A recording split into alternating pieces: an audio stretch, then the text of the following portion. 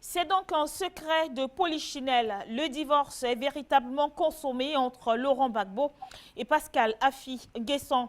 Après donc sa décision de créer son parti politique, l'ancien président ivoirien Laurent Gbagbo a été exclu du Front populaire ivoirien par le comité central du parti, présidé ainsi par l'ancien Premier ministre Pascal Affi-N'Guessan.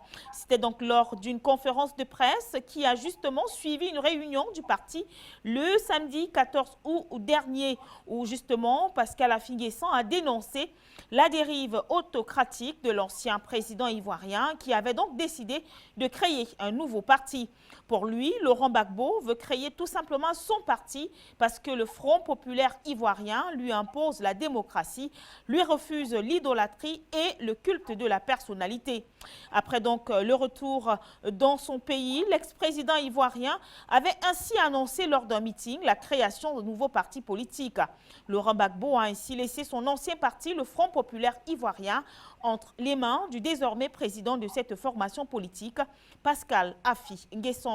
Une séparation qui semblait bien qu'évidente car depuis la crise de 2010-2011 qui avait profondément affecté la stabilité de la Côte d'Ivoire en faisant donc au passage plus de 3000 morts, de nombreux blessés et bien sûr des personnes déplacées internes, le Front populaire ivoirien créé donc ou du moins fondé par Laurent Gbagbo en 1982 est donc resté divisé en deux camps.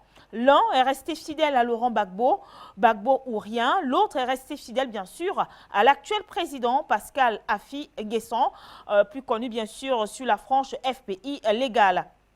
Le camp, bien sûr, de Pascal Affi-N'Guessan est reconnu par les autorités judiciaires ivoiriennes, avait alors estimé, on se rappelle, dans un communiqué, que bien que membre fondateur du parti, Laurent Gbagbo n'est pas le président en exercice de cette formation politique.